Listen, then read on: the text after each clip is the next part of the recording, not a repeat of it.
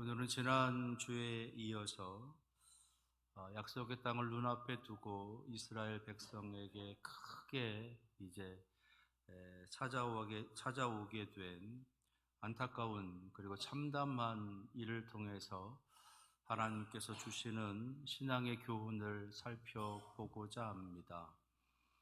가나안 땅을 눈앞에 두고 이제 요단강을 건너기만 하면 하나님의 그 약속의 땅에 들어갈 수 있는 그 지역 시딤이라고 하는 곳에서 이스라엘 남자들이 모압 여인과 음행을 하게 되고 그 결과로 하나님의 진노하심을 따라서 이스라엘 진영에 큰 전염병이 돌게 됩니다. 그렇게 매일같이 수백 명씩 수천 명씩 죽어가는 그 앞에 이제 하나님께서 이스라엘 백성들을 긍휼히 여겨 주시면서 기회를 주고 계시고, 그러시면서 이제 그 사건을 수습해 가시는 그 과정을 통해서 하나님께서는 신앙의 메시지를 들려주고 계시는데, 지난주에는 두 가지를 말씀을 드렸습니다. 첫째는 세상이 주는 세상에서의 번영과 즐거움이 하나님의 은혜이고 축복이라고 착각하지 말라라는 교훈입니다. 그것은 축복일 수도 있고 아닐 수도 있다라는 것. 더 좋은 집에서 더 좋은 음식을 먹고 더 편하게 지내고 더 많은 것을 갖고 누리며 살아가는 것이 하나님의 은혜이고 사랑이다라고 하는 그 착각을 버려라 라는 것이에요.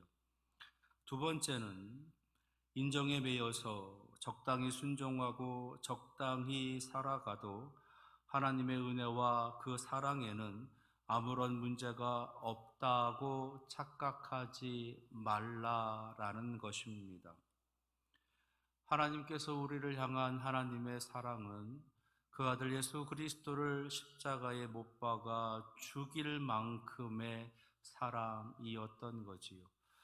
하나님께서는 그렇게 우리를 사랑하시면서 우리들에게도 때로는 그만한 순종을, 그만한 사랑을 원하신다라는 겁니다.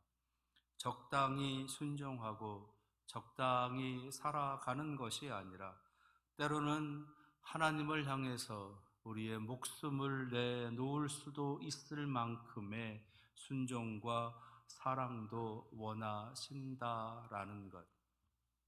그것을 이제 하나님께서 우리 이 사건을 통해서, 시딤의 사건을 통해서 우리에게 교훈해 주신다라는 말씀을 드렸습니다.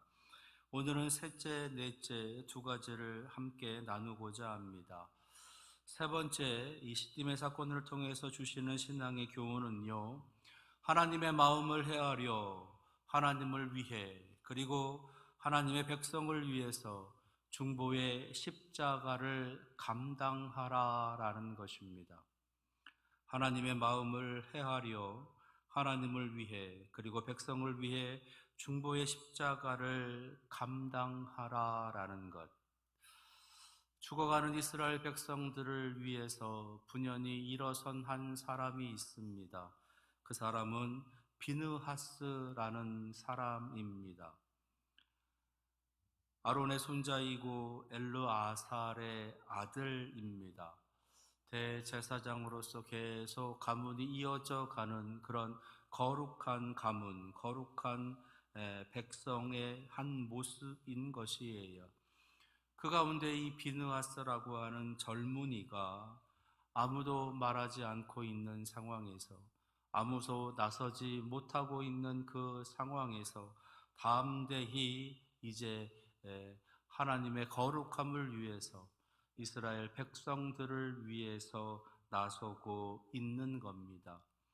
그가 하고 있는 일은 이제 8절에 있는 말씀처럼 음행한 사람과 그 음행하기 위해서 데리고 온 그 여인을 따라 들어가서 그 둘을 창으로 찔러서 죽이는 일이었어요. 사람의 목숨을 해하는 일, 그것으로 인해서 이 비느하스 자신에게 어떤 결과가 들어오게 될지, 이 사건으로 말미암아 이 모압과의 관계 속에서 어떤 일이 벌어질지 도무지 짐작하지 못한 그런 상황에서 이 비느하스는 담대히 일어서고 있는 겁니다. 그리고 그들을 따라 들어가서 담대하게 그들을 칼로, 창으로 찔러 죽이고 있다라는 것이에요. 어떻게 그럴 수 있을까? 지금으로 생각한다면 도저히 이해할 수 없는 그런 행동은, 도저히 용납될 수 없는 그 행동을 보이고 있다는 것입니다. 그런데 놀라운 것은 그 뒤에 이제 펼쳐지고 있는 일인 것이에요. 8절 하반절 말씀을 보시게 되면 이 비느하스가 두 사람을 죽이니 연병이 이스라엘 자손에게 그쳤더라.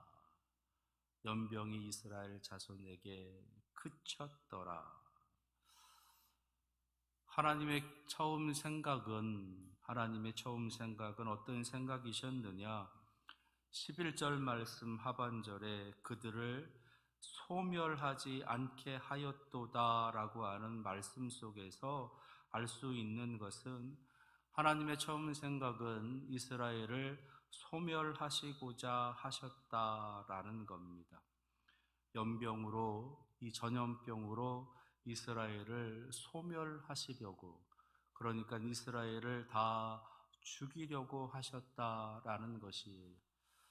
모세가 온전히 순종하지 못하고 지도자들을 다 죽이지 않음, 그리고 음행한 사람들만 색출해서 죽이면서 그저 적당히 넘어가려고 하고 있는 그 모습까지도 지켜보고 계셨던 하나님께서 작정하셔서 이스라엘을 다 쓸어버리시기로, 진멸하시기로 그렇게 마음을 먹고 있었다라는 겁니다. 근데 하나님의 그 마음을 헤아리고 있는 사람이 나타난 것이에요. 말씀드렸던 것처럼 하나님께서 우리를 향한 하나님의 사랑의 크기는 예수 그리스도를 십자가에 못 박아 죽일 만큼의 사랑이었습니다. 그렇게 큰 사랑을, 그렇게 깊은 사랑을, 그렇게 넓은 사랑을 다해서 하나님께서는 우리를 사랑해 주셨다라는 것이에요. 그래서 그 사랑을 오늘 말씀 속에서는 하나님의 질투심이라고 표현하고 있습니다. 하나님의 질투심. 그 누구보다 우리를 향한 그 하나님의 사랑의 크기를 드러내는 단어이고, 우리를 향해서 하나님을 사랑해 달라라고 하는 하나님의 사랑의 요구를 담고 있는 그 사랑의 단어가 바로 이 질투심이다라는 겁니다. 이 세상 그 어떤 피조물보다 가장 더 사랑하시는 존재가 바로 우리들이었다라는 것이에요. 그렇게 우리를 사랑하신 하나님께서 우리에게도 그런 사랑을 원하셨다라는 것이에요. 그래서 그 마음을, 그 하나님의 사랑, 하나님의 그 마음을 헤아려서 그 사랑 앞에 자복하고 그 사랑 앞에 무릎 꿇고 그 사랑을 결단하기를 원하시고 계셨던 것입니다. 그런 이스라엘 백성들이 모압 여인과 음행하면서 바알과 아세라를 섬기려고 하는 우상 숭배의 모습으로 나아가고 있는 거지요. 당연히 하나님께서 질투하실 수밖에, 당연히 하나님께서 진노하실 수밖에 없었던 겁니다. 그런 하나님의 마음을 헤아리고 있는 한 사람이 있었으니 그가 비느하스였던 것이에요. 하나님께서 우리를 그렇게 사랑하시고 우리에게도 그런 사랑을 원하신다. 하는 것을 깨달아서 그는 담대하게 자리에서 일어서는 것입니다. 그리고서 죄의 근원이 되는 모압 여인과의 음행의 모습을 끊기 위해서 자신의 목숨을 내걸고 그 장막으로 들어가는 것이에요.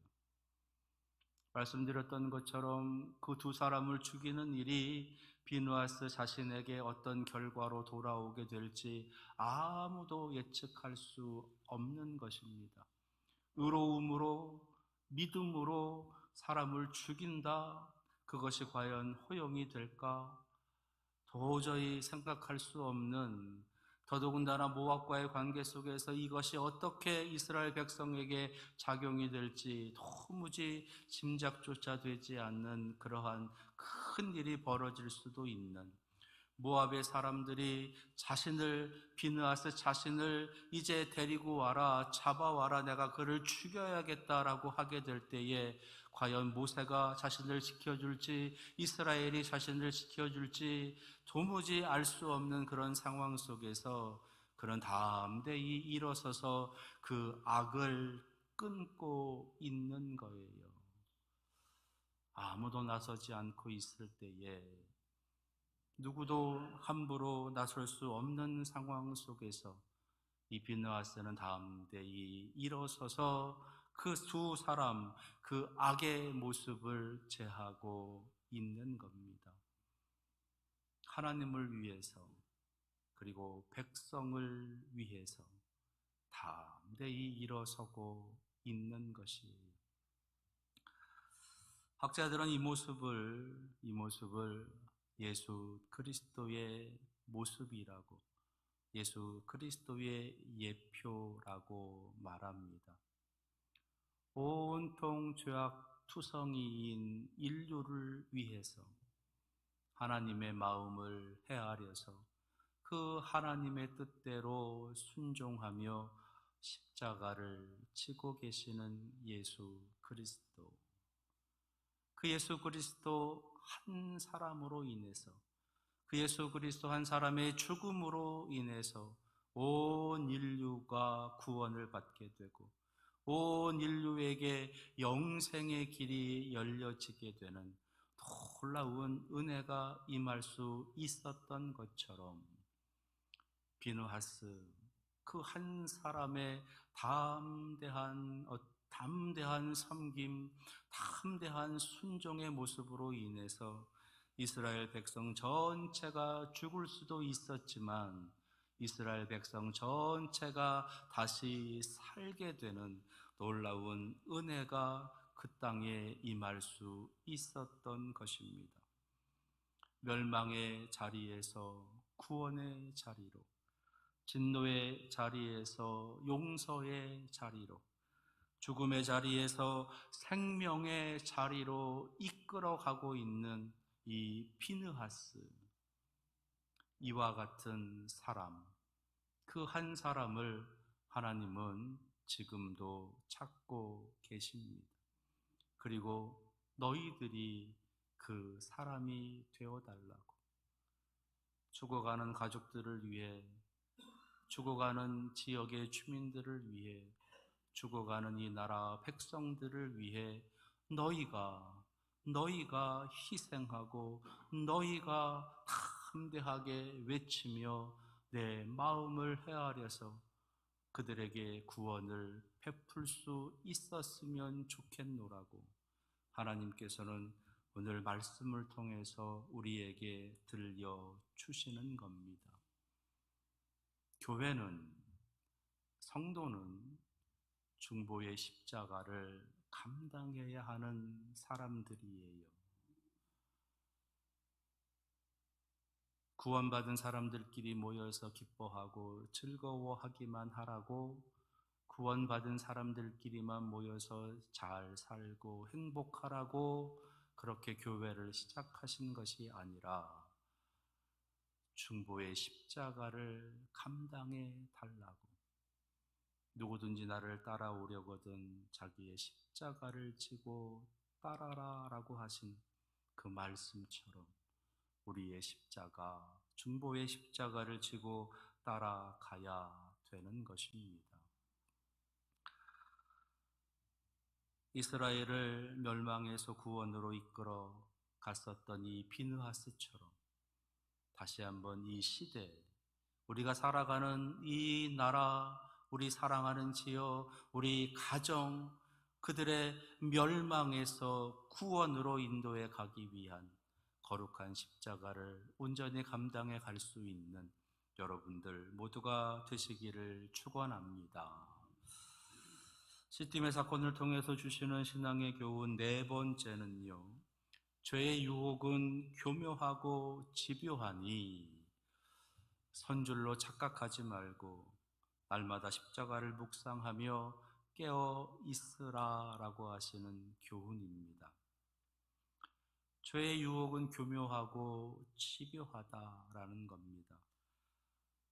그래서 선줄로 착각하지 말고 온전한 믿음으로 온전히 서 있다고 교만하거나 착각하지 말고 날마다 십자가를 묵상하면서 깨어 있으라라는 것이에요. 왜 이런 말씀을 드리느냐? 민수기 25장에 시작되고 있는 이 시딤의 음행의 사건이 왜 갑자기 이스라엘 백성들에게 일어났을까라고 하는 의문을 갖게 된다는 겁니다. 왜 갑자기 이스라엘 백성들이 모압의 여인들과 음행을 할까?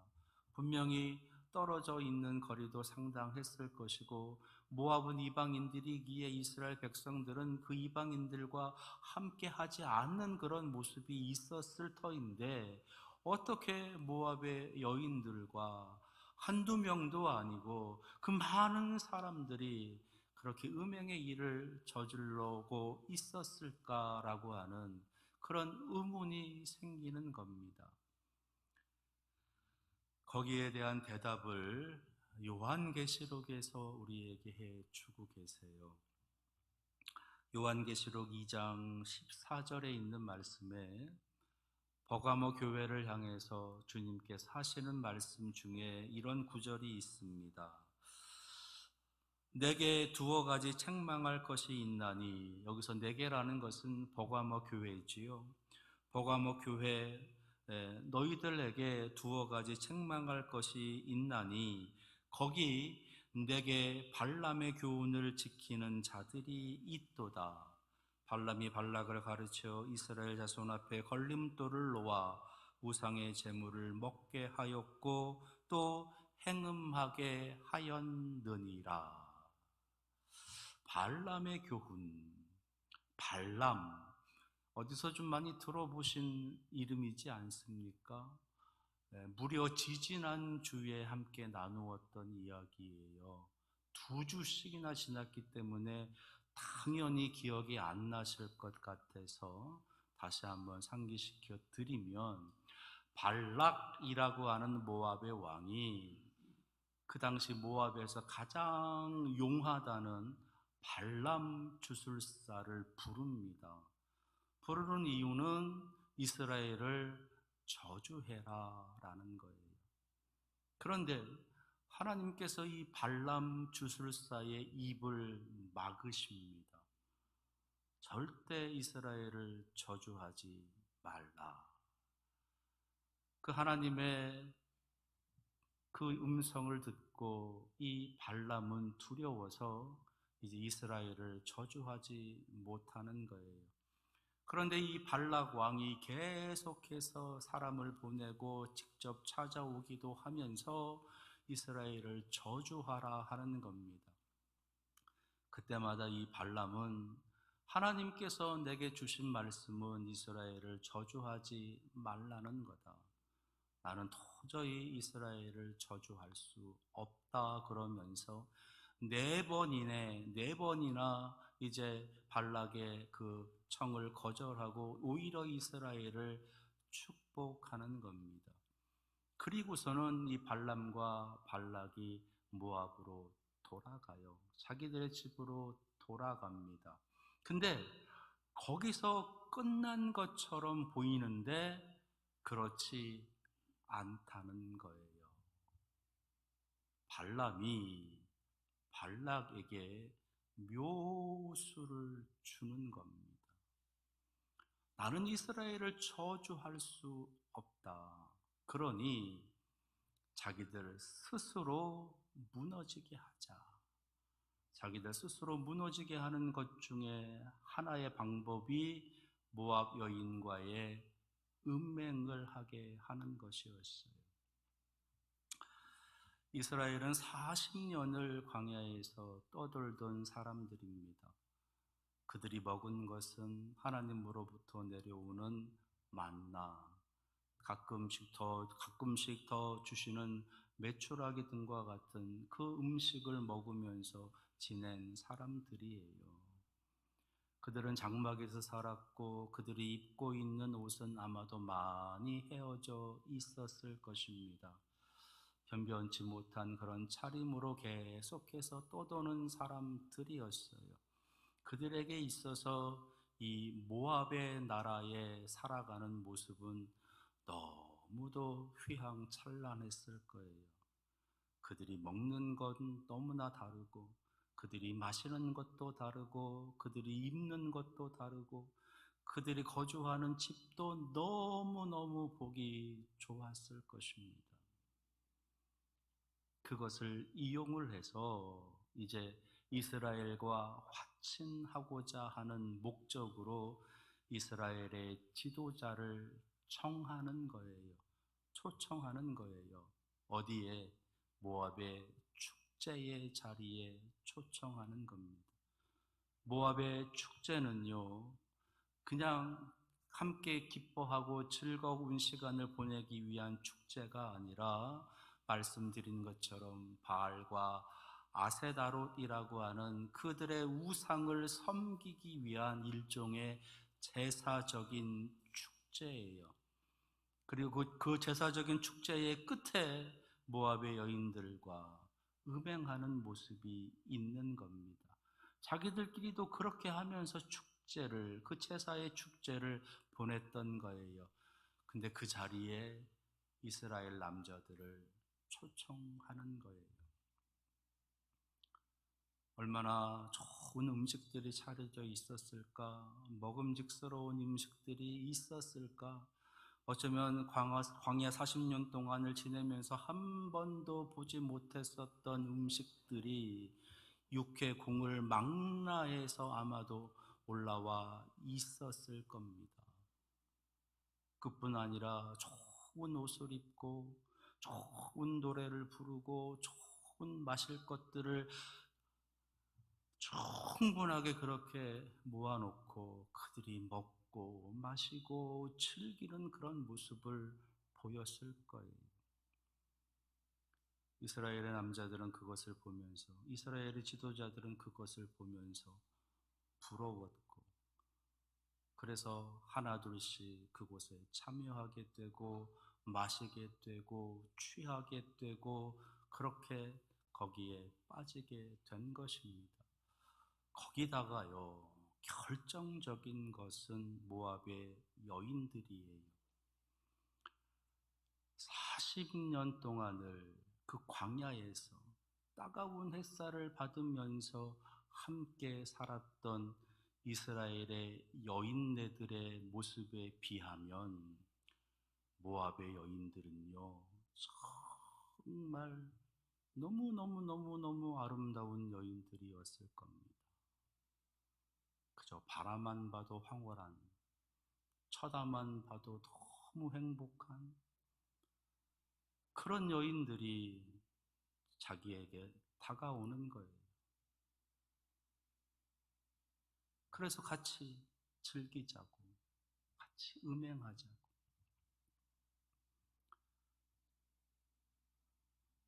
발람은 참 교묘한 사람이에요. 자기가 저주를 하지 못하니 다른 방법으로 이스라엘을 무너뜨리려고 하는 거지요. 그래서 고안해낸 그 계략이 바로 모압의 여인들에게 취하게 하는 것이었어요. 그의 계획은 적중했습니다. 그래서 결국은 하나님의 진노하심으로 인해서 이스라엘이 소멸되어질 위기에 처해져 있었던 거예요. 다행히도 피느하스라고 하는 하나님의 마음을 헤아리는 그 사람이 일어나서 그 소멸하심은 면할 수 있었습니다. 그러나 지금 우리가 살아가고 있는 이 시대에는 여전히 이 죄의 속삭임, 죄의 유혹이 끊임없이 아주 집요하게 그리고 교묘하게 우리들의 삶 속으로 들어오고 있다라는 거예요.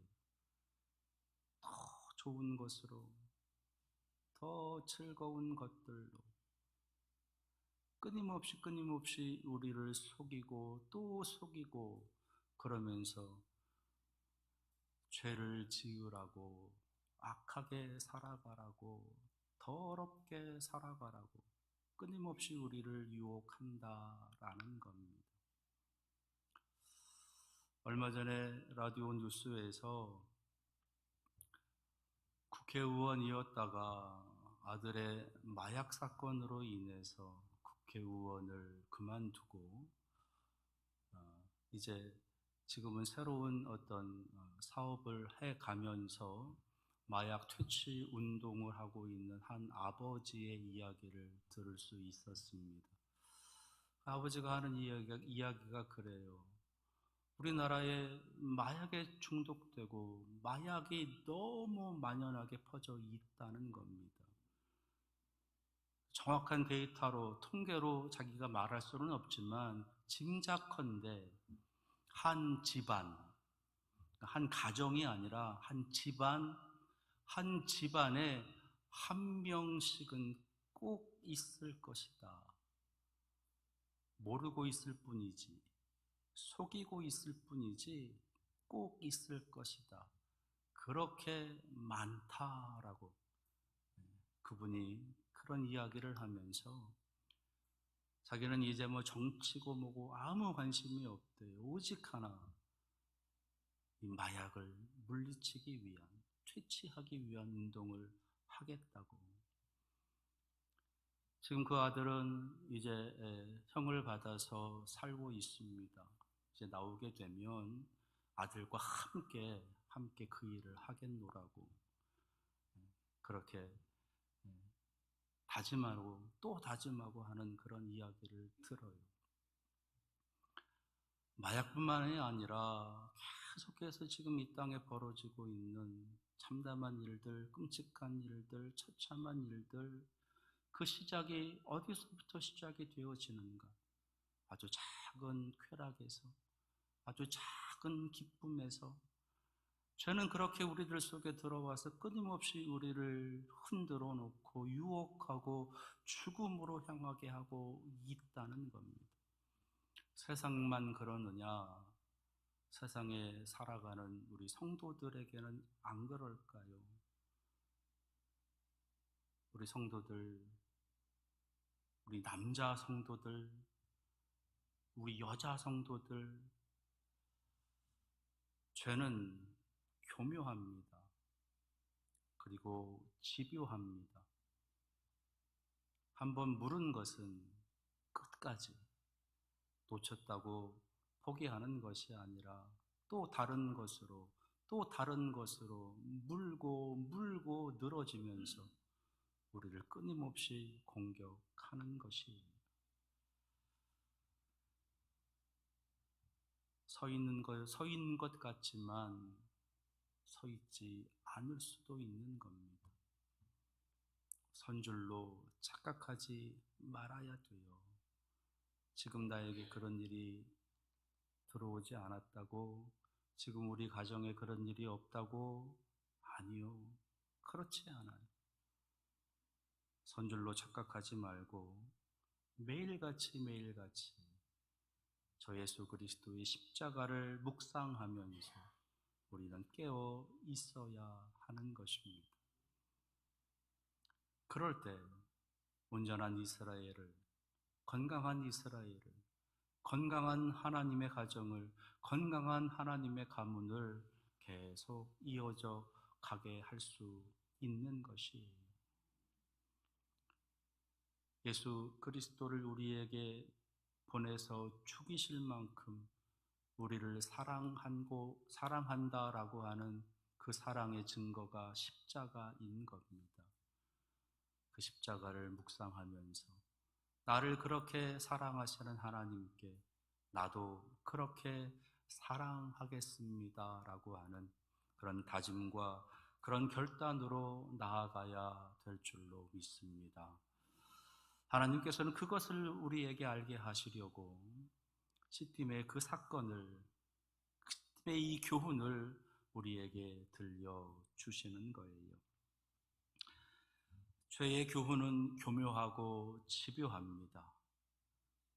선줄로 착각하지 말고 날마다 십자가를 묵상하며 깨어있는 여러분들 다 되시기를 축원합니다.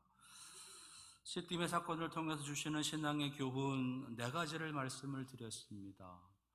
한 번 더 말씀을 드립니다. 첫째는 세상에서의 번영과 쾌락이 하나님의 은혜이고 축복이라고 착각하지 말아라.